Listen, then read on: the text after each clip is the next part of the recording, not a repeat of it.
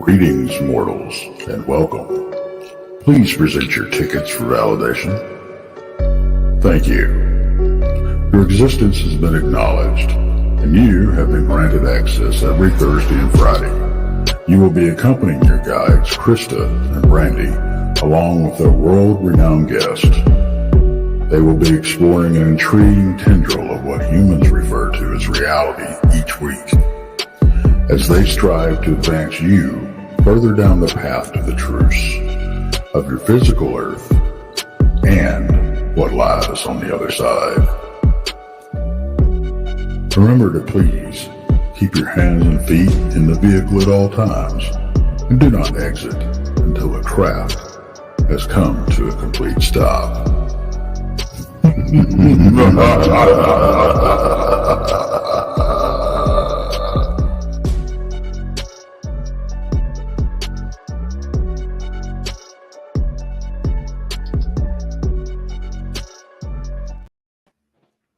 Welcome. Hello, hello. Happy Friday. Happy Friday. TGIF. You know what they say? TGIF? Yeah, if they still say that. If they still say that? I do. I'm glad it's Friday. What the heck? No kidding. No kidding. Yeah. So how was your day? How's your mom? Updates? Well, I thought I was going to be a little late today. I got a phone call from my mother. That's awesome. Of course, her brain and her mouth are not connecting quite yet, but she got her point across, and that was good. And she used her phone, so I'm excited. And, I think she's doing great, and she's supposed to be watching. I told her to have the nurses plug her phone in so she could watch. She knew exactly what time we were coming on. So, awesome. I'm pretty happy about that. So, Mom, if you're watching, I love you. And we're happy to do better, for sure. Yes. For yes. Sure. Well, good deal. We it's just been quite a week for both of us, and these shows, they do help us kind of get our mind off of the real world, Right. Yeah. I mean, the subject that was picked tonight is it's out of my wheelhouse. I'm not gonna lie. Mine too. It's something that I always say that knowledge is power, and that we should know about these things, but this is something I don't even want to really touch it, because I've heard so many bad things, and all these, you just don't want to touch it.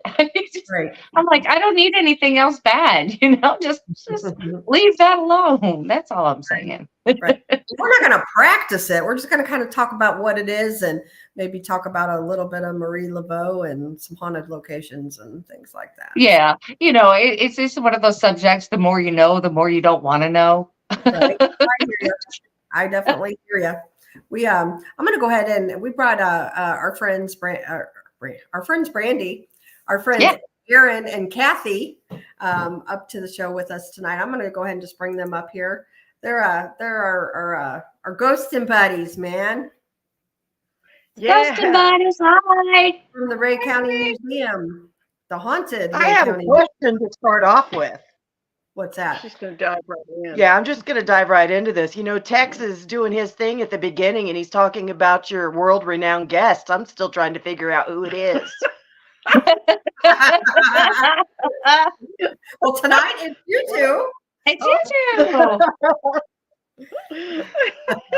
There you go. Do you not feel special? You should. You should feel real special. Right. Absolutely, I do. I'm feeling special. I'm special, okay? Oh, yeah. I'm special. So they are currently at the Ray County Museum, which is the haunted Ray County Museum. We all know this. So Indeed. let's see if anything happens. Mm-hmm. We'll Well, see. you never know. You never Keep know. an eye behind them, everybody. I'm just saying. There you go. Real quick before we actually, thank you, BMR. We love you. Thank you. Beaver Nuggets account during our travels. Really? Thank you. Oh, there we go. We might be getting one of those Yeah. in the area. Yeah, they're saying they're going to put one in Kansas City, Kansas, Yeah, over by the that's- Speedway. Just Yep, got you one. got to go pretty Springfield far just- west, but Yeah, Springfield just got one. Yeah, and Yeah. they're supposed to be putting one in Cape Girardeau, Missouri. So Oh, I'm like, wow. well, yeah. Hmm. So I'm like, well, that's pretty cool. I mean, I'll have to travel an hour and a half, but you know. Yeah. I finally went to my very first one a couple of weeks ago, and on the way back from Florida from seeing my daughter, I was lost. That place was enormous. I had no idea what I was walking into. I'm not That a was fan of crazy. Buc-ee's. I'm not a fan personally. I don't like to shop. I like to go in, get my stuff, and get out. Well, it was know. overwhelming because I'm a lot like you, Krista, and you I know know that. I mean, it was a little overwhelming. I had to take a few deep breaths when I walked in the door. Oh my God. Which means I'm really going to like it when I go. You will. You and Brandy like it. Yes. I do. But, if I were going to get gas and just run in and get a soda and run out, that is not the place I would stop. Definitely not. Yeah. I don't think so. But if I That's- want to get that's out from a trip and walk around and look at stuff, get some blood flow back in my legs. Yeah. It's of it's a good place to stop. Yes. But Find not that just little a- dish that you forgot. Yeah. It's And they it's did not a have quick lot of stop. food. I was surprised. Yeah. Yeah. They did have a lot of It's food definitely items, not a so. quick stop. Before we get rolling Yeah. on the show, we got a couple things we got to talk about first. And Brandy, she's just got these little spiels down. There you go, Brandy. All right, we're coming up on this. We are coming up. This is like what, next weekend? Yep. Is this next weekend? I think it's next weekend. Mm-hmm. Holy cow. It's next Sure is. weekend, May 18th, and to the wee early morning hours of the 19th. This is at Ashmore Estates. We're going to have a fun-filled day, evening, and all night. We're going to start by having some guest speakers during the day. We're going to stop, have some dinner. Depending on time, we may have a little field trip. We don't know exactly what we're going to do there. But then we're going to ghost hunt all night long. And it's just going to be a fantastic event. So make sure that if you're going to get a ticket, we do have a cap. We're getting close to that cap. So make sure you buy your tickets now. You can go to Blondes and Booze on Eventbrite, and it should be the first event that pops up. I'll also drop the link in chat throughout the night too. Okay, that's awesome. Yeah, because we're almost at our cap. It's not for a huge amount of people. You got to understand this is for an intimate amount of people, and it's just going to be a really super great day. We're going to have Robin Terry, who is the owner of Ashmore Estates, and Josh Hurd, who is the owner of Malvern Manor. They're going to talk to us about things that happen within their facilities, their buildings, which is really super creepy. They also know the who's who in the paranormal community. So they're great people to talk to and investigate with. But, Josh Hurd has his own channel, which he does a lot of stuff on there with experiments and things in his own property, which is absolutely amazing. We're going to have Jessica Potter, the mermaid medium, and her friend Rachel Marie, who is also a psychic medium. They're going to be there investigating with us, which that's going to be fantastic. Letitia and Barton Nunnelly will be with us. I don't know if they're going to ghost hunt, but they're going to be there. It took an enormous amount of pressure to get them there because this is just not their thing. And of course, Paul Anthony, Paranormal Paul, who's usually in our chat. He is also going to be there, and maybe we can get him up and say a few words also.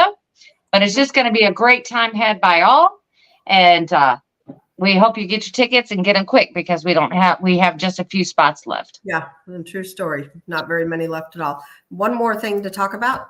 What about this one?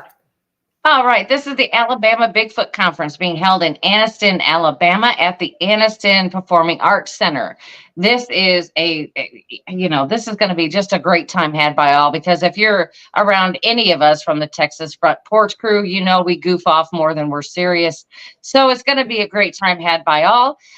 We have great speakers such as Jason McLean, Greg Ogles, Martin Groves, Bigfoot, Michigan Rob, the Blondes and Booze, Daryl Denton, Barton Nunnelly, and of course our MC for the day is Tex, and we all know how you love to hear him speak. You love his voice, so he's going to be there. Tickets are $30 online, $35 at the door, and I think on the 7th is the last day to buy them online. Other than that, you'll have to buy them at the door for $35. On the 7th, the day before, we are the room that we have reserved for the meet and eat. That's what we call it, the meet and eat, because that's what we're going to do. The meat we're going to eat. Yeah, right. And the room is already reserved and all the seats are full, but don't you worry. We're leaving that door open. Come in, grab you a table somewhere, get you something to eat. And then when you're done, come on in and visit with us because we're not turning anybody away at all. So yeah, absolutely. You can turn up for that too. Right. And then after that, we don't plan on just sitting there at Western Sizzling. So we're going to do something after, and everybody. Yeah, every night we'll be doing something after. And who knows yet? We're going, so. Yeah.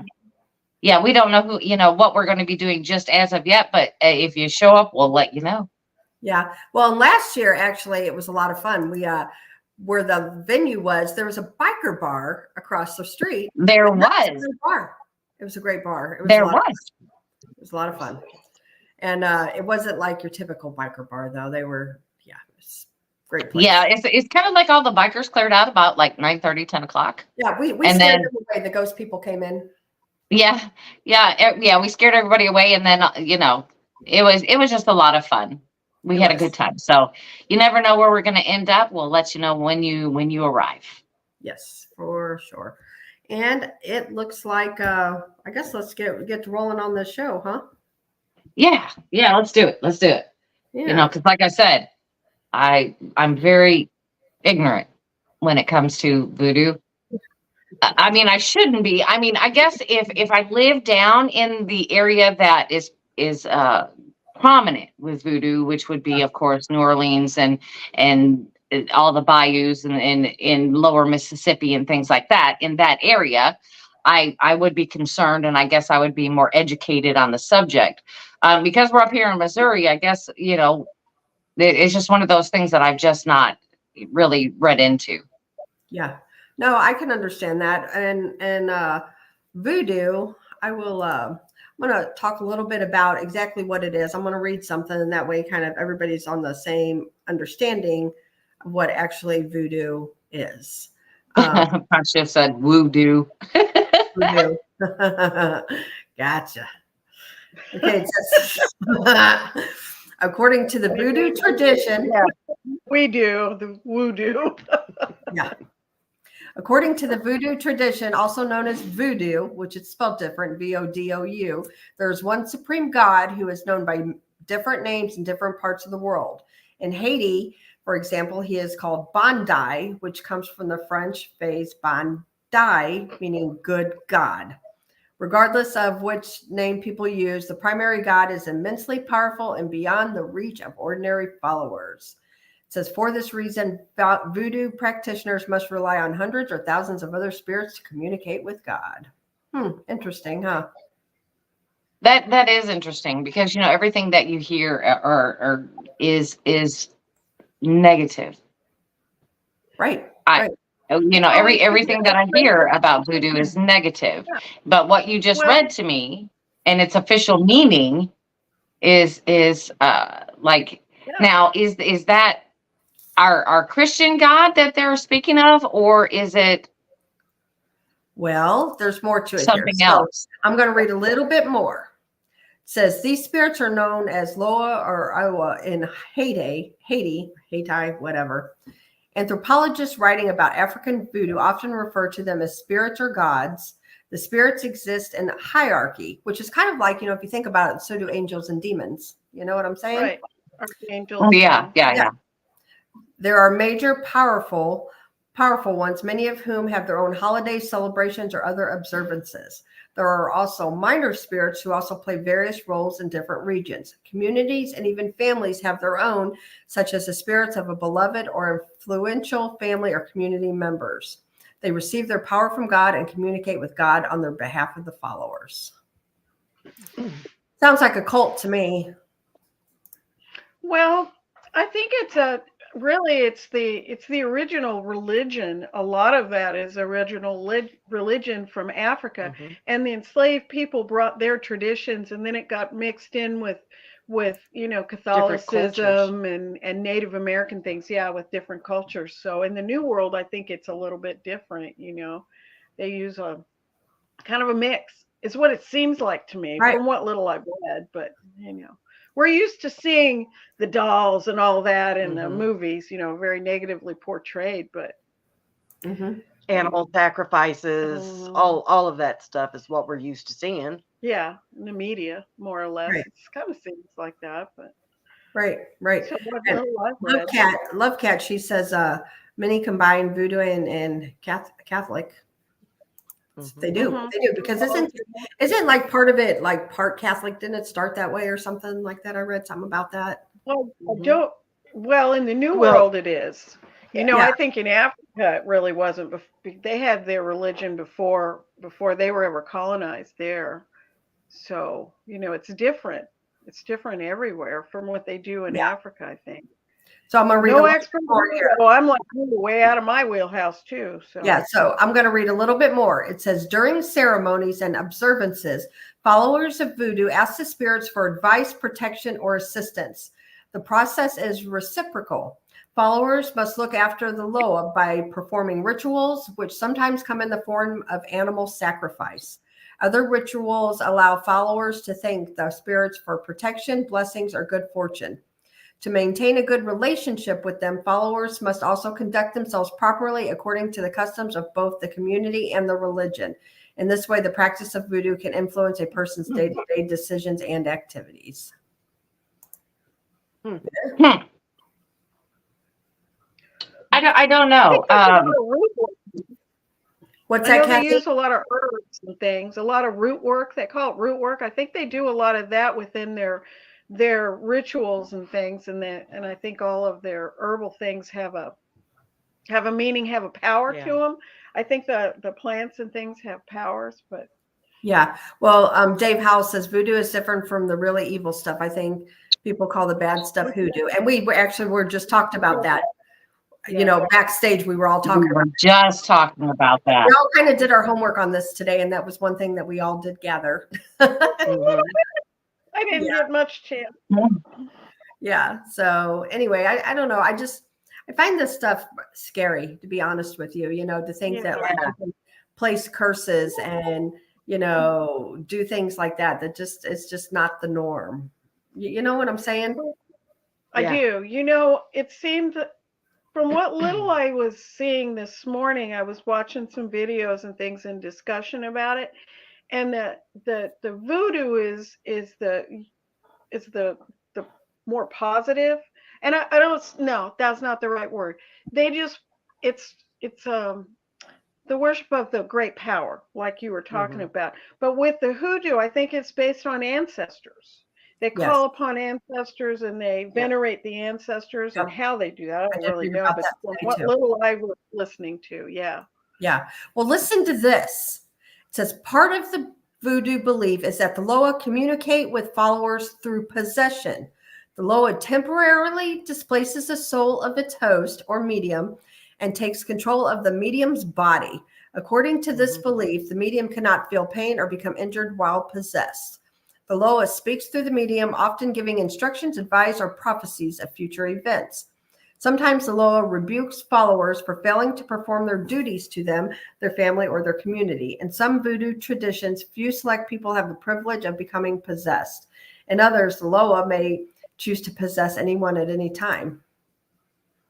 I think I've seen some videos where, it was during a ritual and you would see them kind of outside, and then you would see this person in the middle who is possessed, and you could tell that they're not functioning in their own body, that something else has their body, that they kind of even look different than what they started off as. It was just like their facial features kind of changed, and that is very strange to me that somebody would actually allow that. Absolutely. Dave says anyone that lets a spirit possess them is crazy in my book. Amen, brother. I am with you. Yeah. I am. Openly do. Because who's to say they're going to let you go? You know what I mean? Right. If they're powerful enough to possess your body, they're not going to let it go easily if they don't want to. Yeah. Well, our tradition, things that possess our bodies are very not good. I mean, those are generally things that we try to avoid. We don't want possession. Correct. They're Right. Yeah. Yeah. JD Smooth says through their practices, they can create zombies. Yeah. Yep. Well, that I word can see came that. from somewhere. But I mean, are they hoping they're possessed by one of their ancestors? I mean, that's kind of a risky thing to do because you don't know what is coming to possess you. Excuse me. I think looking on the outside, looking in, it's a pretty scary thing. We really just don't have any great concept of how this works or what their intentions are, and I don't know. It's pretty scary. I'm going through the ancestors. Yeah, I mean, understand, but a lot of cultures venerate ancestors, but Right. I'm not sure. Right. Real quick here, I got a picture here. I guess this is what you two are looking at, Kathy and Aaron. That's why I was laughing earlier. Push her away. She's up here. She broke in on her own. She can open the door from the apartment into the museum. So that's our other co-host. That's our other co-host, Sleepy. Yeah. That is one of the many cats into the conversation. So one of the She many keeps cats wanting to walk right in front of us, and Kathy keeps pushing her back. Pushing her. One of the many cats at the Ray County Museum. Anyway. Yeah, Kristen was having the same issue with her cat last night. I mean, the cat was all in her face. And then the next thing you know, it was before the show, and Chris and I were talking, and you see the cat going like this. Yeah, and she was all up in Kind of getting right in the middle of her face and coming up. Silly kitty. You could only see ears and eyes to begin with. Yep. All right, back on topic. Robin says, no spiritual protection from whatever may jump in and stay in if one gives consent or permission. Absolutely. You're inviting it in. She's absolutely right. That's how, possession, obviously. But yeah, it's you just invited it in. So who's to say, like Brandy had said, it's going to even leave. Right. And who's to say it's only one spirit? Wow. Right. You could have your ancestor, but then you could have something else come in, right. So you're not dealing with just one. So there could be some type of internal fight going on, and you're kind of like stuck in that. I just don't think I could open myself up to that, no matter how much I would like to speak to my grandmother, my great grandmother, blah, blah, blah. I agree. Really? I just don't think I could open myself up like that. Yeah. And I don't really even understand. We have a different thought process than the people that are practicing this, though. I mean, if this is something, it's just like me for Christianity. That's how I grew up. It's what I know. These people have grown up that way, practicing it, so they don't fear it. Right. And absolutely. I think intention is a whole lot of it, and everybody in chat knows Brandy and I talk a lot about intention. So intention is everything. We know this is true. We know this exactly. is true. Yeah. So, but I just don't understand. I mean, there is the common sense factor. Right. It's like, are you sure this is who you think it is? Right. Absolutely. So the last word says here, 5 generations from Marie Laveau here. Wow. Pretty interesting there. That is interesting. Very, very interesting. Yeah. If you'd like to come on the show, I will send you a link. Come on and talk about her. Absolutely. Because she was a fascinating lady. Yeah. that would, really, it'd be interesting if you had somebody that knew, a little bit more about this so that we could all learn from it.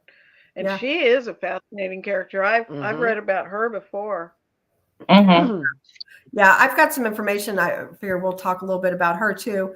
JD Smooth says a lot of voodoo practitioners create their altars out of human bones. See, that's just not right to me.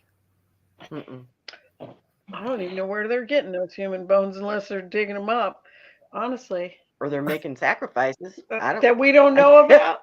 Oh, Well, yeah. I mean, That's maybe awful. these are bones from when they could get them. Now that we have all these laws in place, maybe these altars are from bones from generations before, and they have been just passed down. It's true. Last word says, how do you know that ancestor is really them and not something that watched them for a long time? That's true. Exactly my point. Yeah. How do you know? And then Robin says, consent is an agreement, may be harder to undo than initially agree to.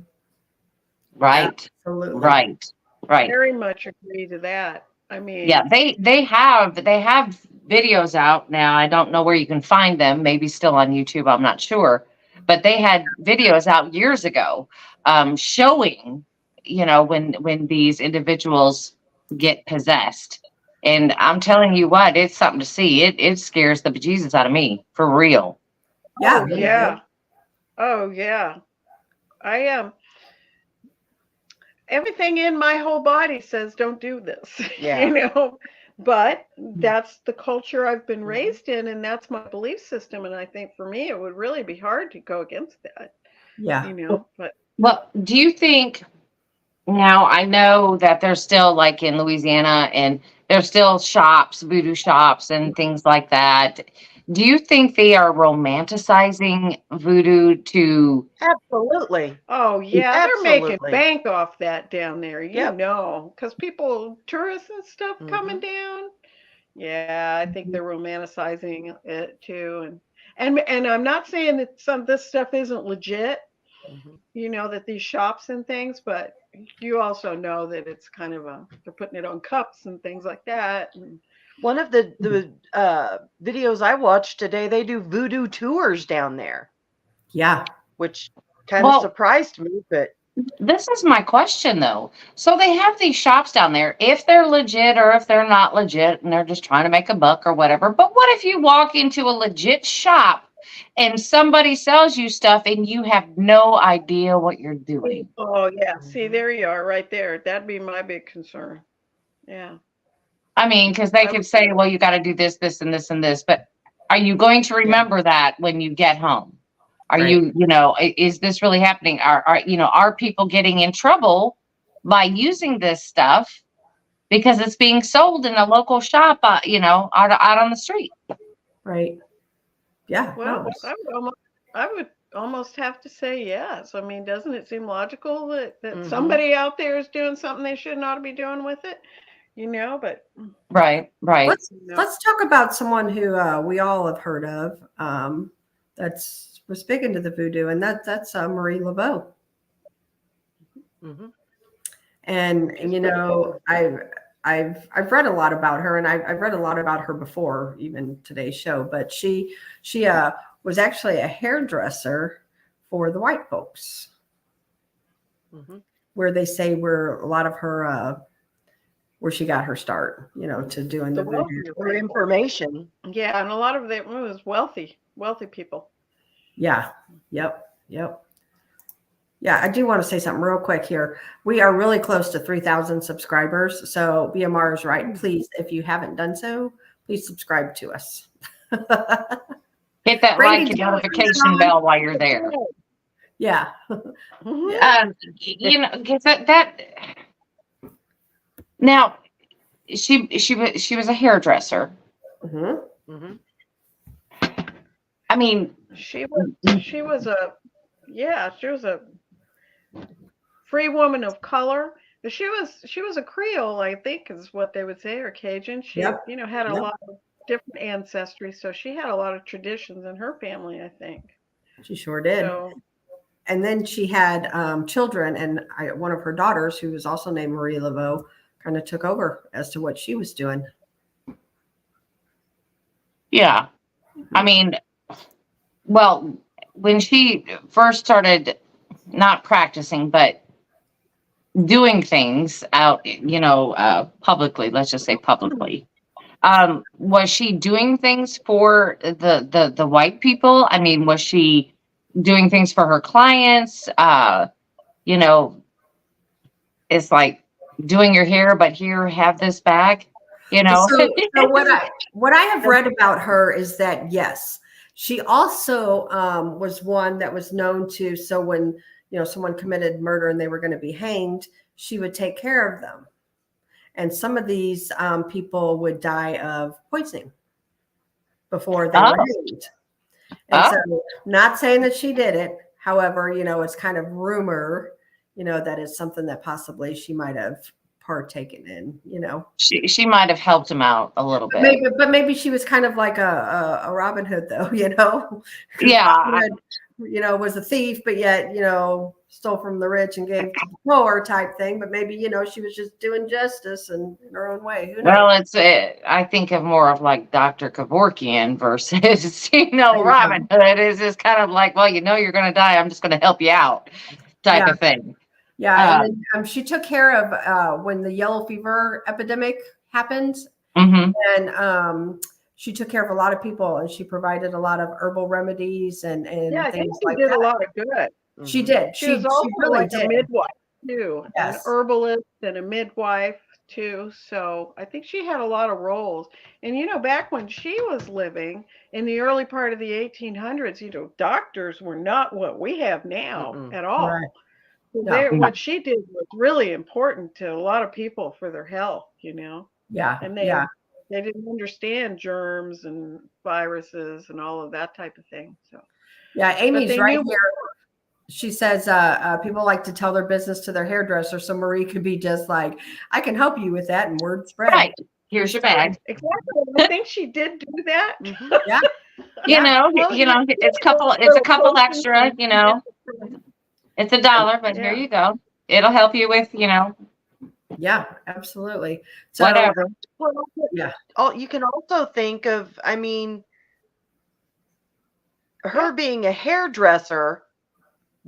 If they were talking to their friends in there and she's just listening to what they're saying and absorbing it, because they're not even acknowledging her as in the room while they're doing their stuff. So she would pick up on and enter all that up here and retain that for whatever she needed it for. Yeah. I think she also said, well, I can help you with that. I think there was some of that too, making up charms. And different things like that. Yeah. Well, yeah. I mean, if you're sitting around a bunch of ladies and they're all talking about their bad husbands or their cheating husbands or whatever, well, then she's like, well, there's my opportunity. I can help you with that. I could see where it would be very helpful to her and very lucrative for her to do that. Yeah. So JD Smooth says, or she collected souls for what she was worshiping for her powers. It's a good point too. Well, yeah, maybe could have been a whole lot of Karens back in the day, and she's like, you know what, you're just you're just not worth it. Yeah. We're just gonna put you over here because I'll take care of you later, type of thing. But yeah, I mean, she is what we would call today, which is a term called kitchen witch, where she would use, all the herbs that she would find or grow or anything like that, which a lot of those remedies I would rather use than use the pharmaceuticals that are out today. I agree. Yeah, because some of that stuff, you're like, it's got so many side effects. You're like, am I even going to live after taking this? I only have a headache. Yeah. Oh, I can relate to that. Yeah, exactly. There's a bunch of us that can relate to that. It's like, because we reverting back to, with my mother and my brother both being in the hospital, I have to be there, and we're going through all the medications because, my brother, has a lot of health problems, and my mother does too. And so we're going through all these medications, and I'm like, what? This is crazy. This is absolutely crazy that you have to take all these pills and you have to take them at a certain time of day. You have to take them before or after you eat, or you have to fast before you take them, and then this, that, and the other. And I'm like, I don't know how everybody keeps up with it. I don't. So, I mean, I could see where her form of medicine would be way easier to deal with back in that day, because it was like, here, take this in the morning and take it at night. This is what you do, and I'm like, okay. That would be easier for me than what they have going on in today's world. And the expense of it is it's just crazy. It's just crazy. Yeah. So, I mean, but if you can grow, a lot of this stuff in your backyard, and you just have to mix it properly. Or even like we talked briefly last night on last night's show, crystals. Yeah. All of that stuff. Vibration and just raising your vibration. I mean, it's just crazy to me how, that I'm sorry, I'm getting off on this and I don't mean to get off track, but I mean, it just seems like it would be easier in her position to, like I said, just grow this stuff or just walk out in the woods and pick it up. She knew exactly what she was looking for. It was taught to her. She knew exactly what she was doing. And she helped a lot of people that way when their medicine was nowhere near what it is today. Right. Well, they didn't have the FDA back then. No, that's all they had. I can talk a little about that if you want to hear it, but not today. But I think she was really well respected. She was quite a leader in the community, so they trusted her. To give them good advice, to help them, and to help them with whatever problems they had, but also delivering babies and things. So someone like her would have been very important to have. They didn't have much else. Medical doctors were not very advanced. So, they're still doing leeches and bleeding. So, Right. It might not be a bad thing. The leeches might not be bad. I don't know. Well, they didn't do any better with the lobotomies later on. I mean, they were working out. That's just it. I mean, I think that people in her position had better knowledge of what helps and what works versus what our medical doctors were being taught. Right. We had ancient knowledge. There's so much knowledge I think we've lost because we've modernized. But, people back in the day, they knew what herbs would help them. I mean, after all, look at aspirin. We all know about aspirin. We all know what aspirin can do. Well, that's willow bark. Yeah. Come on. I know. It's like, come on. Yeah. Even the Iceman had those mushrooms that were antibiotics. So, Yeah. Real quick, I want to shout out to Chris. He was on just with Bettina, and right before this show started, I was in their chat watching that, and that was a good show with Ron Moorhead. So if when you guys are over the weekend, go back and watch that if you didn't watch it. It's with Ron Moorhead. Hey, Chris. Yes. Yeah. But I'm seriously thinking that she had the right idea. She really did have the right idea. She was just pushing that, that a doctor's not really going to do it. And I'm sure there wasn't that many back in the 1800s there in Louisiana. They were sparse. You'd have one for a whole town, And Smooth says was pretty sophisticated. Oh yeah, for sure. JD Smooth says I had a spell casted on through a dream catcher and had to get another witch to help me with the dream catcher. Not so good. Dream catcher. No. No. Yeah. So that's interesting. Yeah. I'm crazy. So Marie Laveau, let's get back on track here. She is buried at St. Louis Cemetery in New Orleans. Oddly enough, St. Louis. Right? I'd love to go, but they say that the cemetery is closed now, but you can do tours, guided tours, but the cemetery itself, you can't just go like, you go down to your neighborhood one because of the vandalism, which is awful. I think I believe any vandalism. Skipping away on those tombstones. Well, so what happened, I just saw this today. Some gentleman who was not quite right painted it Pepto-Bismol pink. Oh no.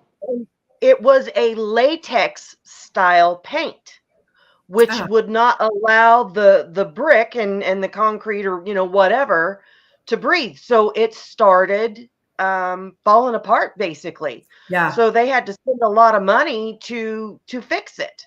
So that's why they've closed the cemetery. Well, it's awful. I've got some pictures here I was going to put up and show everybody, and it is terrible. Like, this is Marie Laveau's. Isn't that awful? Mm-hmm. Just like, who does that? That's just. Now, part of it, for what they're doing, the X's have meaning, and I heard part of that today, and I didn't understand, but they were trying to communicate with her, and you can see the X's all over. But they were, it was a way to, I believe, talk to her, and I don't know if they were trying to, To me, that just looks awful. That I mean, you can see other things on there besides X's, and I just I don't know. I don't think you should be able to deface No. those. I just don't.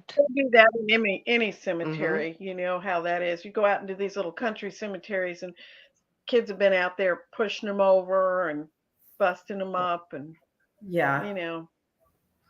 I don't know. It's just not right to me. It's very sad because a lot of those tombstones and those gravestones, that's incredible artwork, and they're so symbolic. That's right. Sue Gee posted, if you put 3 X's and bring an offering 3 times, she supposedly grants you a favor. Okay.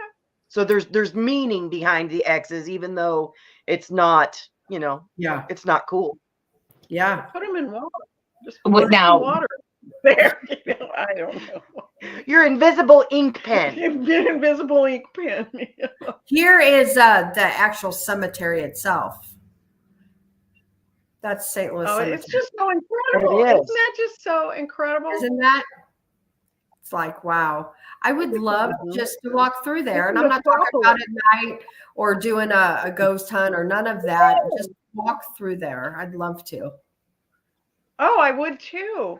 That's just such an incredible, it's like a town. It's a necropolis, a town of the dead, Yeah, and there's not much room. There's not much room to walk in there. I mean, the aisles are going through are very small. The pathways are very small. And it's such a little city in there. It is. Yeah. It is. It's so amazing, the way that people burial traditions, and I know theirs have to be above ground because of the water table. Right. So, yeah. I've seen some of those. I was down there, oh gosh, more years ago than I want to own up to. The grave will tell you. But I didn't go through that cemetery, but I went through some other smaller cemeteries that were above ground and old, and they were just absolutely fascinating. They really were. And that one I really wish I could have gone into. That would have been so awesome. Absolutely. And something like that. I mean, now you can go through on a guided tour. See, I hate that because, I mean, what if you have a loved one in there? I mean, you have to go on the tour. Oh, I'm sure family members probably are able to access it. But I bet there's probably. But how would they? I mean, well, I guess they'd have to monitor that. Yeah. Yeah. And I bet you that I don't know when the last grave was there that was put there. So I would imagine that those family members are pretty far back. That's what I was going to say. It's got they're not putting new graves in there. No. You can tell there's no room.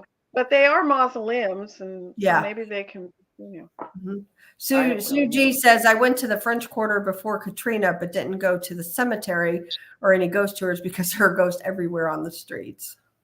I believe it. I believe it. Now, and we're talking about these mausoleums, and I'm sure that because of the water table, they have to, but some people prefer to be in a mausoleum instead of being in the ground.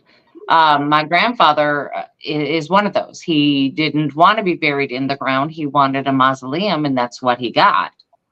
Yeah. So, I mean, it is a personal preference elsewhere. It's just, and it's, there's cemeteries that do have mausoleums around here as yes, well. they do. And there's a big one in St. Louis that has a bunch of those. Yeah. I'm trying to remember the name of it right off the top of my head, but there is a big cemetery that has a bunch of mausoleums in it. Yeah. I just can't remember the name. Huh? I think it was. Yeah. Yeah. Yes. Yeah. Yes. That's a historic cemetery. There's a lot of it's a very haunted cemetery. People there. General Sherman is buried there, just so you know. From the Civil War. Sherman's March to the Sea. Yeah. So, I didn't know that. There's a lot of you should Google that. There's go to Find a Grave and enter it in and just start looking through famous graves in Bellefontaine. You'll be blown away. There are everywhere, and it's pretty interesting. I know Kansas City has some historic graves or cemeteries with beautiful mausoleums. Beautiful. It's like, well, this is better than any house I've been in, but I know. You're like, look at the marble. I mean, I wonder how much that costs. Right. Yeah. And, just stairways that go up and they're sitting on a hill, and things like that. There's some really, really beautiful ones and a lot of symbolism, Yeah. That, ornamentation. One really beautiful mausoleum, and she's also buried in New Orleans. Brandy and I were talking about it before you two hopped on. And that is, I'm going to show a picture of it. And I think it's a beautiful mausoleum. And that is Anne Rice. Oh, yeah. Anne Rice. Boy, by golly. You bet. She's one of my favorite writers of all time. Yeah. And she has a very interesting story. She really does. She does. Her daughter, who is 5 years old, had leukemia, and she died back in 72. She died in 1972. And then, so she didn't know what to do at that point. So she decided she just wanted to write, and pour her heart out, to get all these emotions out. Well, some people don't know that Interview with a Vampire, that book came out in 1976. And I think that's where she flipped and kind of turned to a dark side of her.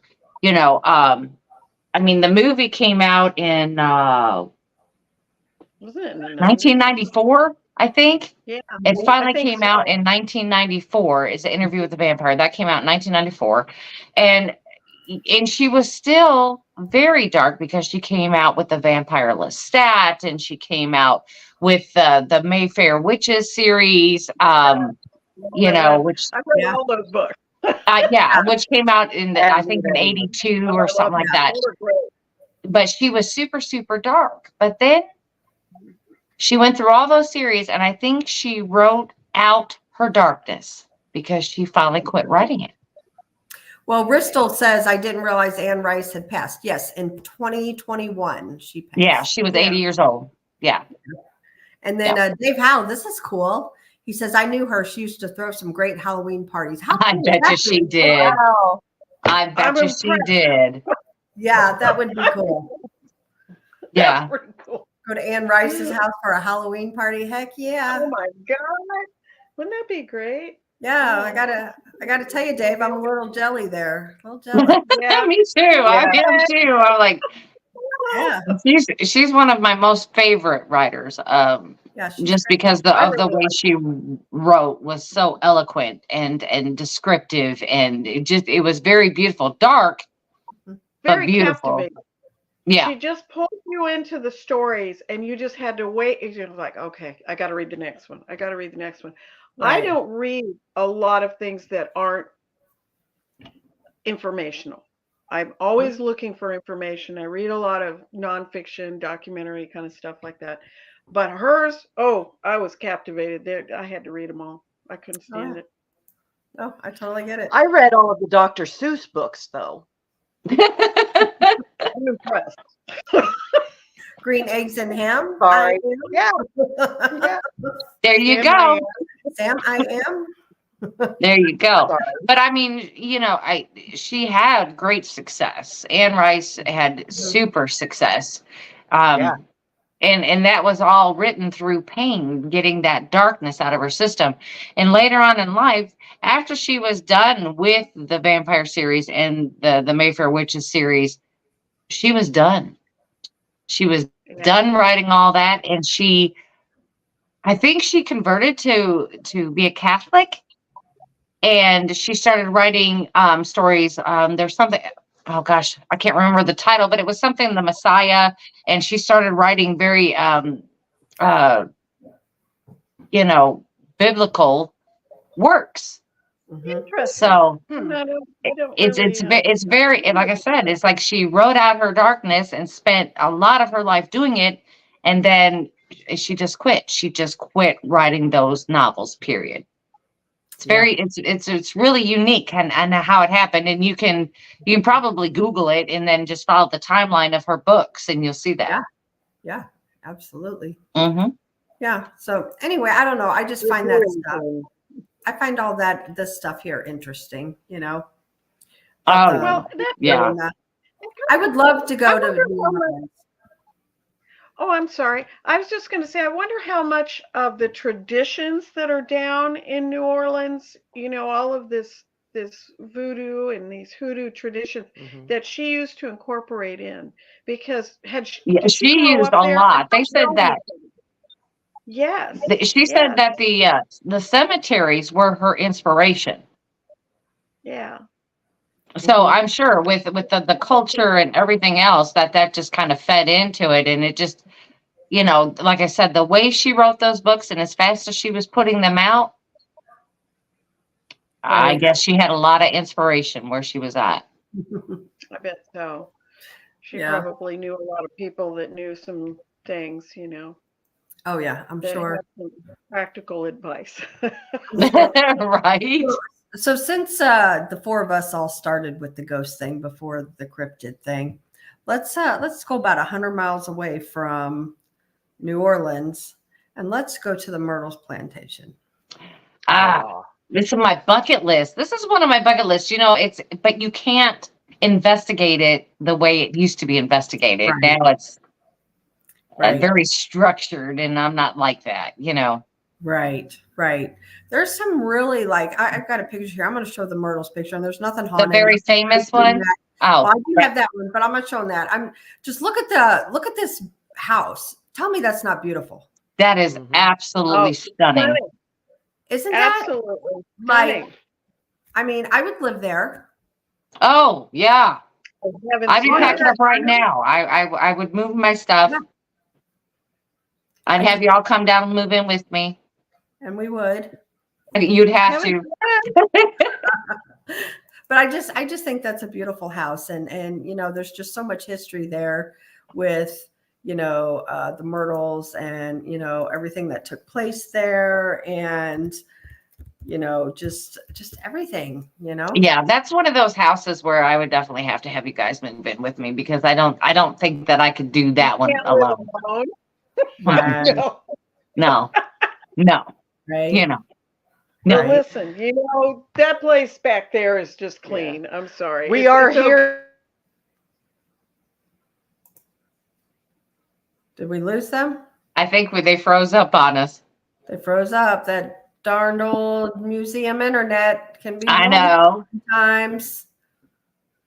But that's what I said. That's one of those places that are just so beautiful that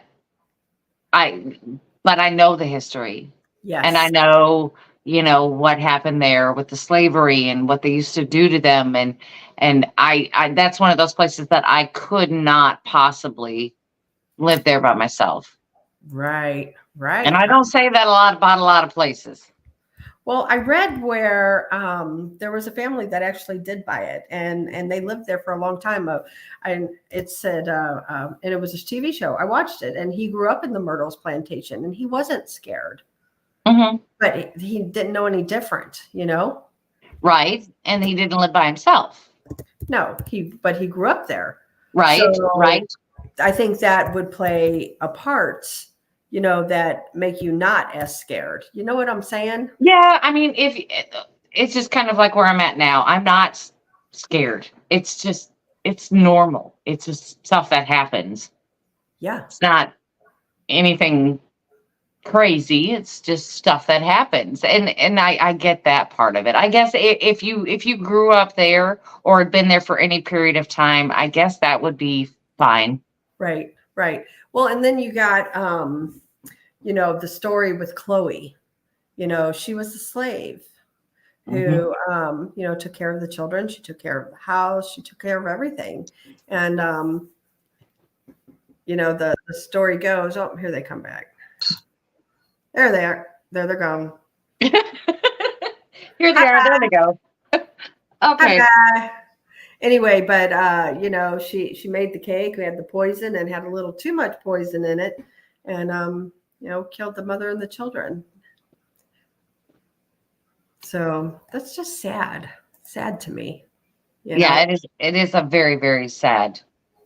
Yeah, let's try this one more time. Are you there? Can you see us? We can see you. We can't see ourselves, but We can barely see ourselves. So it's funny. I don't know if you heard what I was saying, but just as I told you, we are hearing noises out in the hallway. The internet dropped. Oh, well, that's So I now have you pulled up on my cell phone rather than the tablet. So that's why it may look a little weird. oh, that's all right. Yeah, that's okay. As long as you guys can hear us and see us and, you know, all of that good stuff. So, yeah. Wow. That is strange. Well, I mean, not really. We're used to that type of happening at the museum. Yeah. So, yeah. So everybody, they are at the museum. We are going to be having a ghost hunt at Ray County Museum later on this year. So stay tuned for all of that and the dates. And Please do. yeah, come see us definitely, because this place, I just don't know what's going on half the time when I'm there. I just don't. I'm like, where is that noise coming from, and why is that happening? Yeah. I don't have any logical explanations. Like, I would say 85% of the time, I'm like, I just don't know.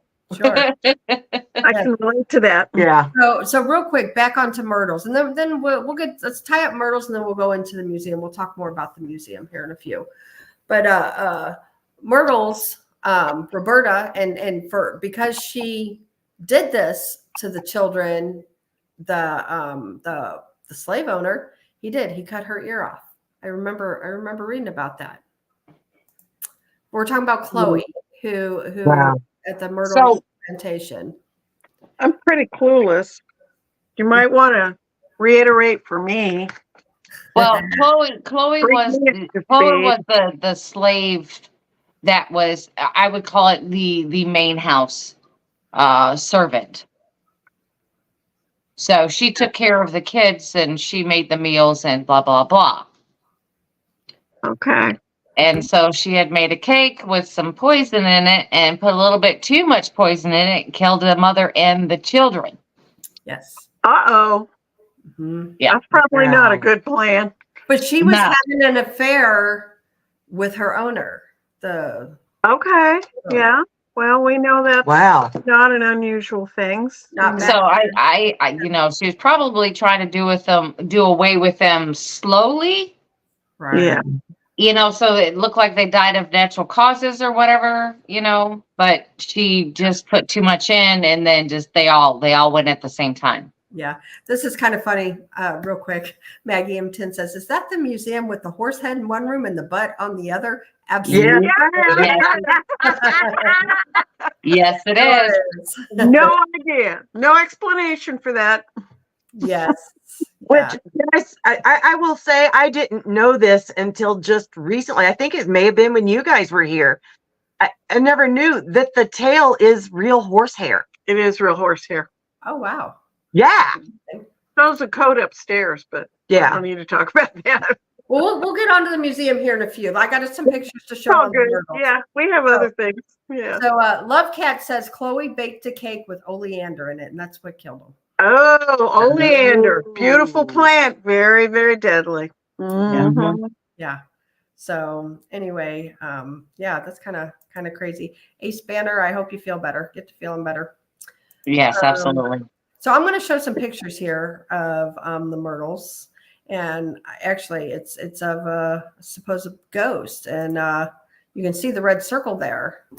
And they say that this is actually Chloe. Do you guys see her? The red circle? Oh yeah, absolutely. I see her. And that's a pretty famous picture seen here. that before.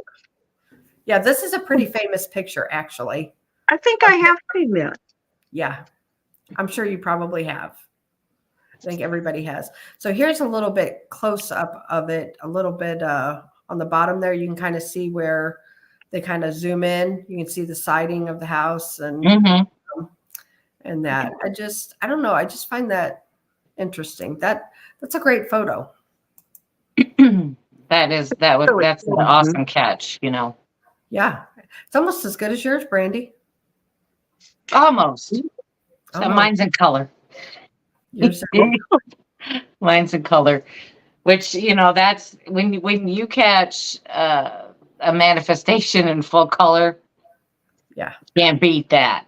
Mm-mm. Oh, I need to know about that photo. Why do I not know about that photo? You do. You've seen it before. You've seen it. Yeah. I've been outed on public about not having a great memory. We're getting old. That's what happens. So real quick, Sue says that Chloe overheard the wife confronting the husband about their affair and was afraid she'd be sold or sent to work in the field. She thought making the kids sick and nursing them to health would let her stay. That's absolutely correct. Mm-hmm. Sure. Yeah. Sure. So what a sad story. That is just sad all the way around. Isn't it? I know. Oh, it is. It's just awful. It's an awful story. You know what? Speaking of awful stories, so now let's talk about the museum a little bit. And you know where I'm going with this. Yeah, I think I do. So we have a lot of new people, you know, who recently started watching our channel and stuff. And let's talk about the awful story connected to the haunted Ray County Museum. Yeah. Okay. Well, we have an interesting story about that. We don't have a lot of heinous crimes in Ray County, but we've got some pretty good ones.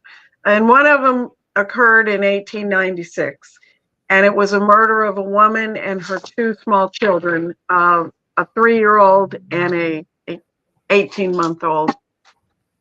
And it was witnessed by the 8-year-old, well, actually, she was a 6-year-old daughter at the time who happened to be deaf mute. And so this mom was hacked to pieces, and the children had their throats cut.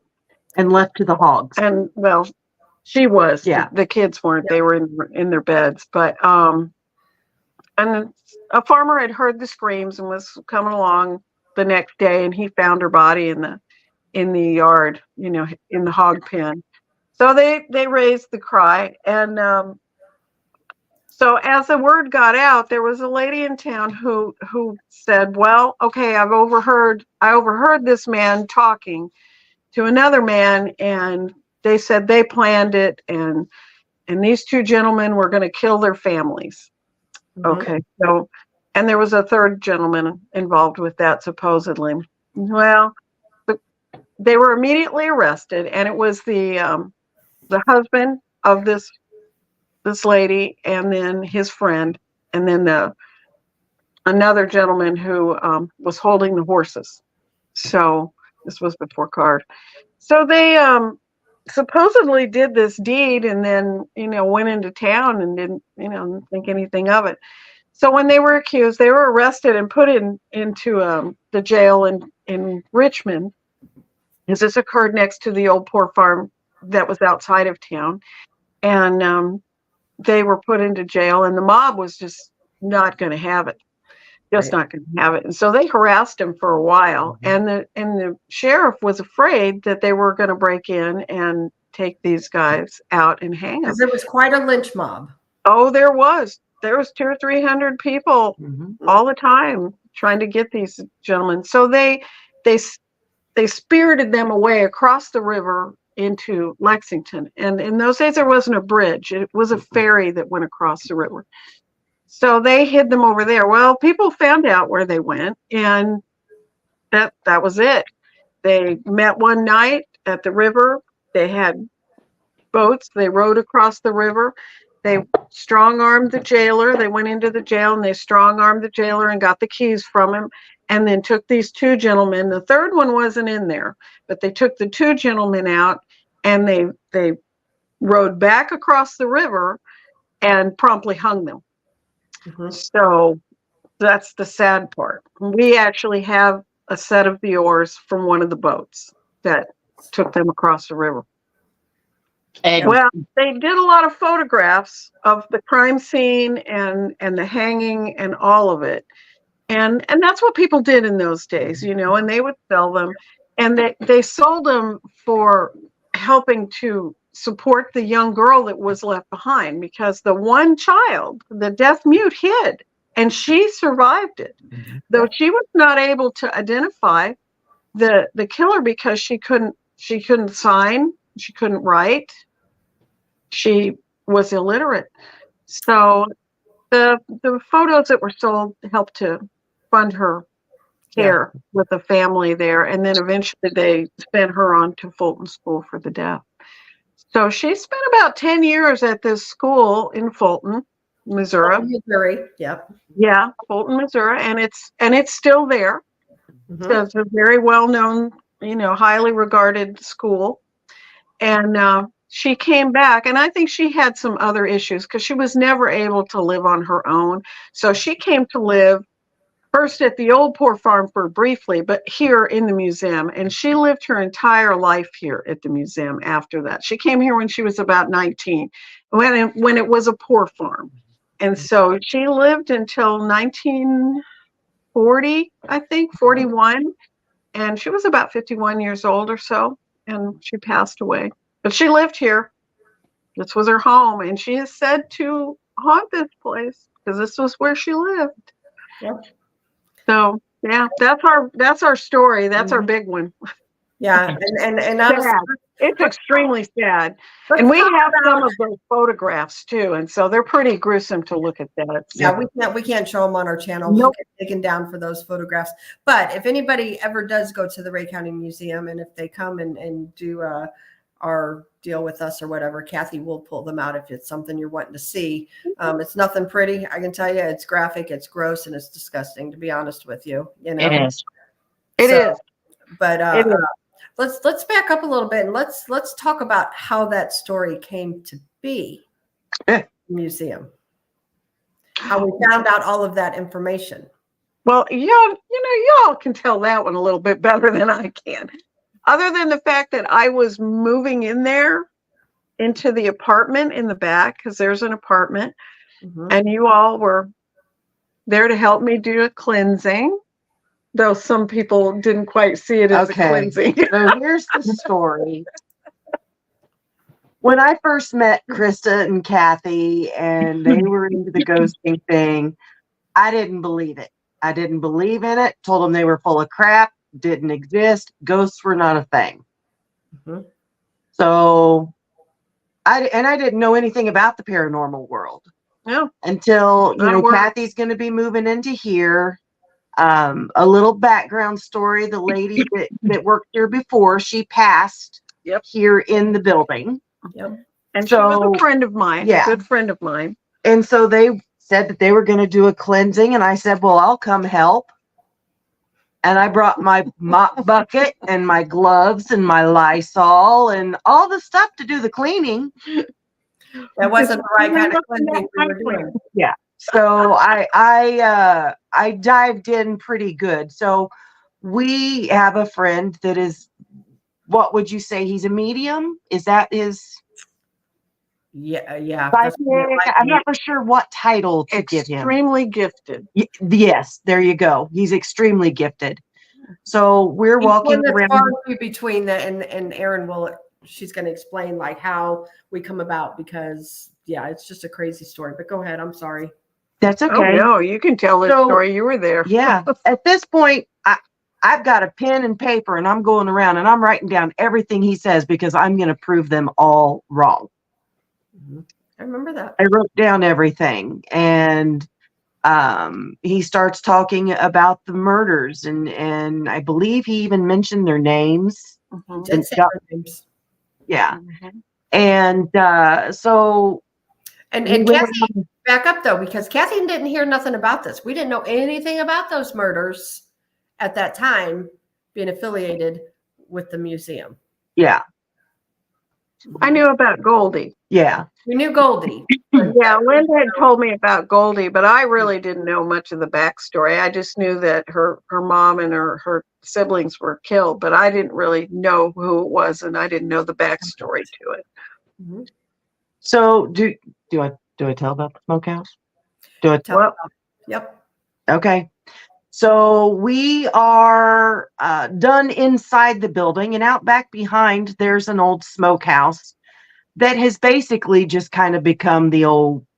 It's like that kitchen drawer everybody has that they throw everything in. Mhm. Yeah. There's just a lot of old stuff that people have thrown in there, and I'm standing outside of the door and watching, and our friend who's not touching Well, anything. let's call him Anthony Bublé, because that's what one time he told us. Okay. He did. hey, I like that. So Anthony, all of a sudden is lifted up off of the ground. And if I hadn't seen it with my own eyes, I would have told them all they were a liar. And he does this, which alerts Krista to know that we're in a bad spot. And so we had to I pulled him down literally. Yeah. He was off the ground. He was elevated. An unseen force was literally going to throw him across the room. We witnessed it. We watched it. And Aaron, being the non-believer, I could say a believer at that point. that day. Because I know, like, you were like, "Holy shit! What did I just see?" Yeah. Mhm. That's Yeah. exactly right. It was a scary situation. I'd never ever dreamed I would see anything like that. And if witnessing something like that doesn't make you a believer, I don't know what will. Mhm. Yeah. Well, and then, like, you took all your information home with you. And started doing research and looking it up, and that's when I found they would put anything and everything in the newspaper back then. And even as here's the cat again. Sorry. Even as Mausers. yeah, Mausers. Yeah, little know, mouser. as delicate and everything as they were back then, they no holds barred Oh, put no. all that stuff in the They would newspaper. describe it to the T. I mean, it's very what the hogs did to them. Yep. It was very, very graphic, and I couldn't believe it. Yeah. Yeah. But that And so our friend Anthony Bublé, like, he went through and we're like, this makes no sense, because Kathy, we had never heard this story. We had never heard these names, was Nelson and Winters, like, never heard any of this. Right. And I just got to say that this friend of ours, he is absolutely amazing in his abilities, and he's one of a kind. And I know there's a lot of psychic mediums out there, and I'm not down in anybody, so don't think I am, because there are some good ones. However, this guy, I've never seen anybody that can match him. yeah, And made me a believer. yeah. And the names and everything that he got that day, and Aaron's like, this is, yeah, right, this is so stupid, there's, no, this isn't true. Well, she called us. It was like, what, a day or two later, she called Kathy and I. You were freaking out, Aaron. Mm-hmm. Yep. You were. Mm-hmm. And Well, I can't imagine. I mean, because you're seeing these things, and then you're hearing these things, and then all of a sudden you're starting to put two and two together with the story. That would freak me out. But Yeah. that's what we do as paranormal investigators, is we're trying to figure out exactly what's going on. but we know that history has to play a part in this to find out exactly what you're dealing with on your property. So this was fantastic. Hi guys. Hello. That's not what happened. Mouser happened. Hang on, we got to get this set back up. That's funny. She's a mess. The cat knock it over again. Yeah. She did. But what's really like amazing with this place is that a piece of history was uncovered and it was validated. And Linda had a lot of information in there, but I had never seen it. But once I started digging in there, I was like, oh my God, I had no idea. No idea. Well, so that's what makes it great, because you're talking about a piece of history that may have been lost if this had not been uncovered again. Because yes, they had the information, but it wasn't out. It wasn't, it wasn't told again. I mean, it's just breathing life into this history that has just kind of been laying dormant, and it's fantastic. I love it. Yeah. And it was just amazing. And since then, our friend Anthony Bublé has been through that museum like a fine tooth comb, because I mean we've had him there a lot with us, and we found a lot more history and validated things that he said. So having Erin there when she was a skeptic was a good thing, honestly, because she's that type of person that she's going to prove it. This isn't right. No, there's got to be reason for this. Although she could not explain watching Tony lift off the ground. No, it was pretty incredible. And that was, the whole thing was just kind of scary. But he won. He won. So it was okay. I mean, it was just really cool because a lot more history had been found. The bear. Do you want to talk about the bear? Oh yeah, the bear. The circus bear. It's so sad. There's and this one is within living memory, because I've actually spoken to the veterinarian that this involved. They used to hold circuses in the big field in front of the museum. What's the museum now? And there was always the rumor that there was a bear buried on the ground. And so I went over to the vet that was involved with that, and he's a lot older now, and he said yes, that happened. So they had a bear that got severely injured, and it was in a private part. And so they called this vet, and he is brand new out of veterinary school, and he had never seen an injury like it. And he was like, oh, I don't want to touch this. He's like, oh no, this is not good. So he gave them a really high price. So the man said, what? No. He says, I can buy a bear cheaper than that. And he shot him. Pew-pewed. Yeah. He shot him. I'm not saying that. Shot him. No, Kathy. You can't say that. No. You can't say that on YouTube. Okay. I didn't He realize. pew-pewed him. All right, pew-pewed him. Yeah. He unalived the bear. Yeah, he did. And it was very sad. And the vet felt really, really bad about doing that. But the long story short is he's buried out at the side of the museum. So isn't that strange? To say that. I tried to save you, girl. Yeah, but I thought you were just being a smart mouth. I was going to fight you. I would never be a smart mouth. What are you talking about? Sorry, YouTube. I'm so sorry. No, it's all good. Well, they just have certain things that they do not like to have said across YouTube. That's why if you watch all those shorts and everything, and you'll see that some people don't say those. Yeah. See, and I actually really don't watch a lot of that. That's probably why I'm so ignorant. But hey, that's my new TV. Okay. I mean, I watch a lot of YouTube. It's all good. Yeah.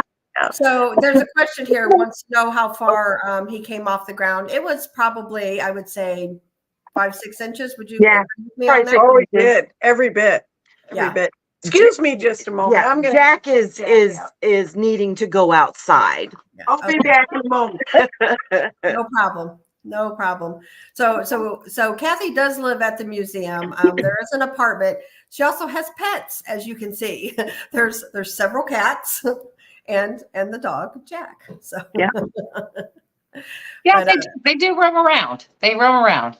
yeah, they Mhm. do. And, Mouse. but so this museum there, it's filled with artifacts and its history. It's not just the haunted thing. Even if you're not into ghosts, that place is worth going to and just walking through Absolutely. and looking in the different rooms. Mhm.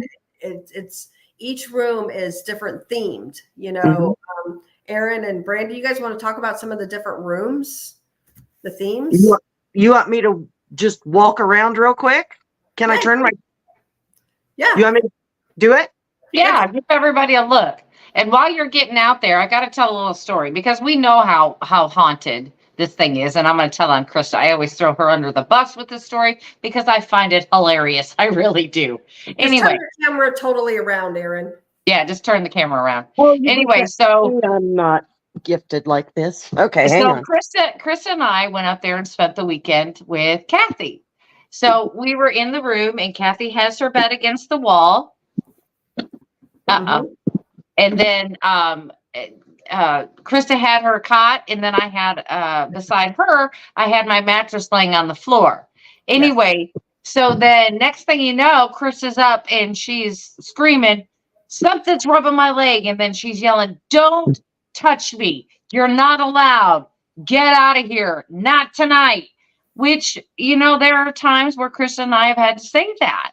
Yeah. Unfortunately, I lean up, I look under her cot, and it was the little cat that's been causing such a ruckus tonight was rubbing underneath her cot on her leg. Yeah, I thought it was a goat or a ghost feeling. Yeah. It was the right cat. when it was the cat trying to rub on her from underneath the cot. So that just makes me laugh.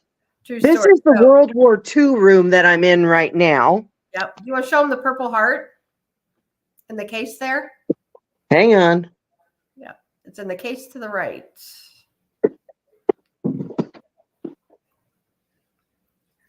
It's hard to see because I can't. Yeah, Can you kind of see it? reflection, but yes, we can see it. So we've had several people who have come in there and they feel like that is actually haunted, has an attachment to it. It might. It definitely might. But you know, everybody like this is local to their town and their county. Mhm. All of this stuff came from families and people who have lived there. So, I mean, it's really super fantastic to see all this stuff. Right. Yeah. This is the quilt room. And ladies, we have about 8 minutes. Okay. Where is there any place you want me to go? Do you mind walking upstairs? Are you cool with that? Oh yeah, I'm fine. Yeah. Okay. Where in particular? Where do you want us to go? You know the rooms. Schoolroom. Making us do it, huh? I'm gonna make you do it. Gonna make you do it.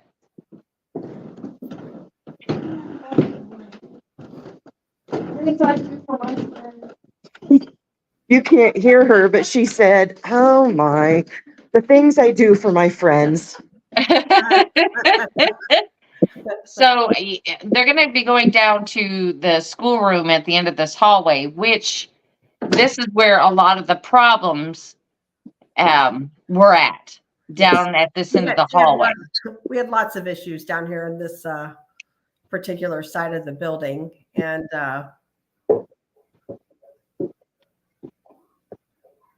oh boy, yeah. So right there, Aaron, go back. Stop right there. So right where Aaron is standing, we were there with our friend Anthony Bublé, who felt like he was going to pass out. And I was on one side of him. Kathy was on another side. And we grabbed him and we took him into the schoolroom. Do you want to walk over there to where we took him to? And we'll tell the story. Kat or Aaron. Oh, God. It's just Jack. He scared the crap out of us.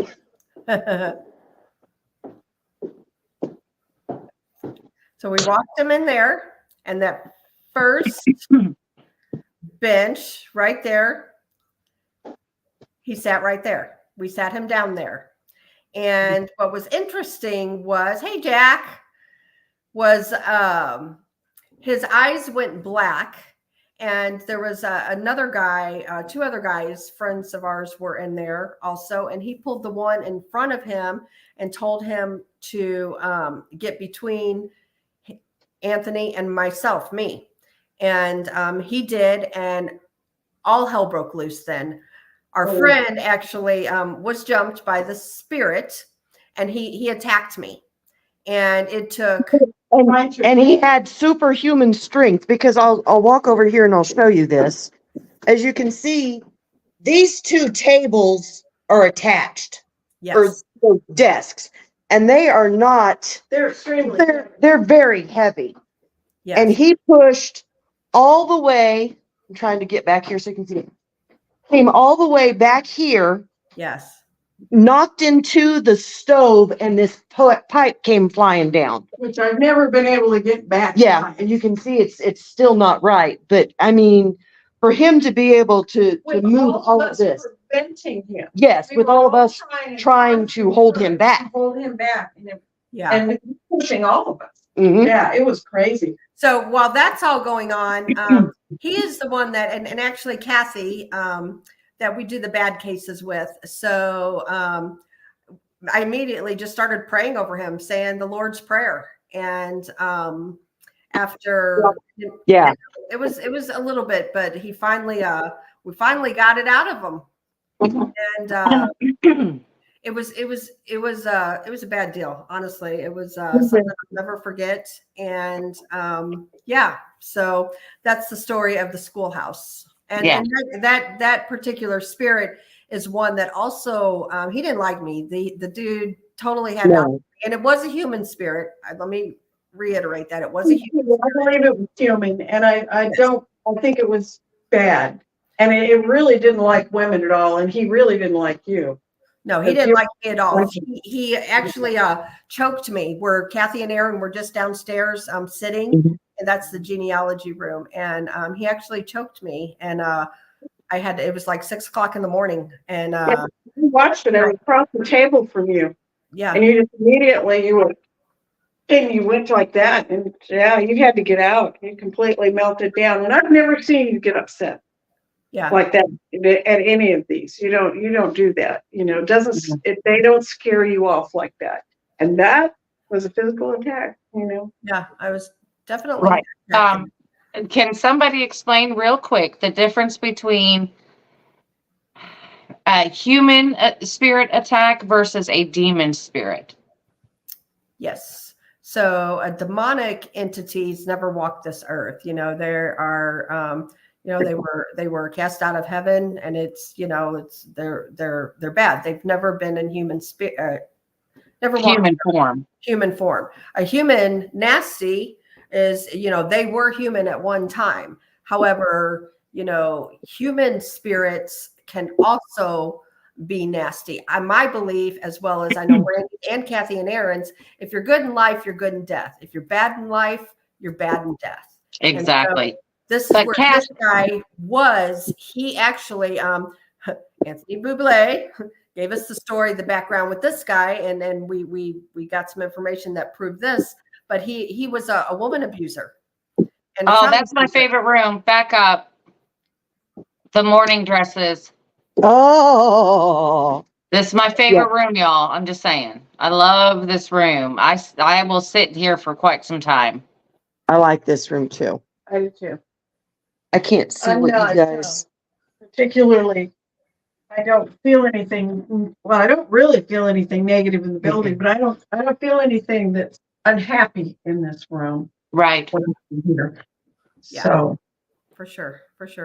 But the mannequin in the corner is the one that I stare at that dress all the time. Every time I go in there, that one right there. Yeah. Can you guys walk to the Indian Artifacts room real quick? And then we're going to have to close the show because... I'll do that one real quick.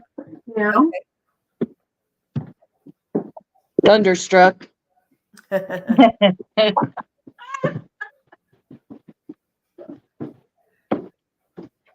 There's also the Civil War. Yeah, we got a Civil War room.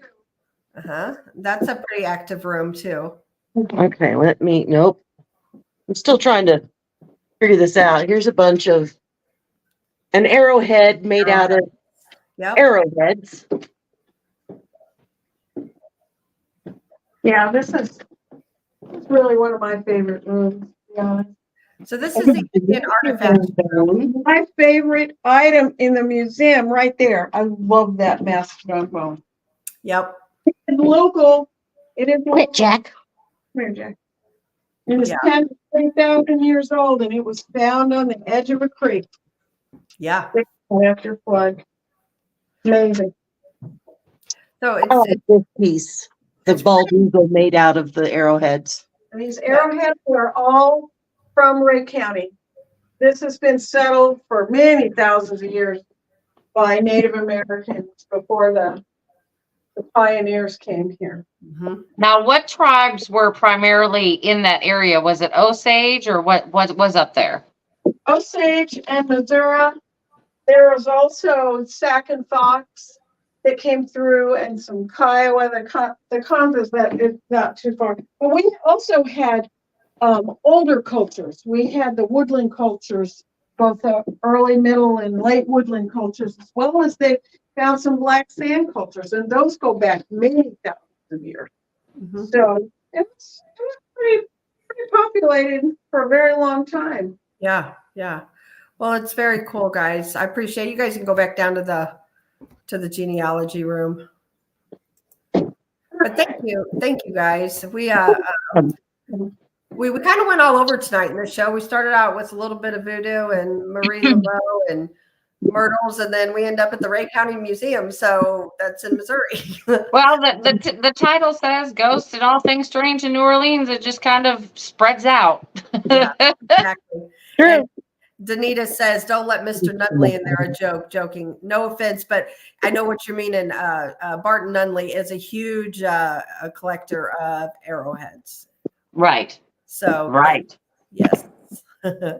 He would love that place. Absolutely, he would. Right.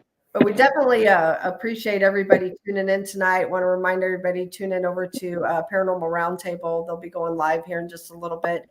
And Josh did a live earlier saying they got their 35,000. So they're going to be doing giveaways tonight and all of that good stuff. So Awesome stuff. So make sure you go on over there and tune in. Yep. I'll be over there. I'll be over there. Yeah, So. we'll all be over there. Yeah. So Kathy and Aaron, thank you guys for coming on. Oh, thanks for having us. Thank you very much. And Chris, I haven't told you yet. I'm coming next weekend. I think Kathy's coming too. I'm gonna try. Awesome. Yay. I can't guarantee it, but I'm gonna try. Awesome. I'll be there regardless. Yeah. I really want to come very badly. Perfect. Perfect. Sounds great. I'll see you guys the next weekend. Hang on, don't hang up yet. Okay. So if anybody else is interested in going to Ashmore Estates, actually, it's next weekend.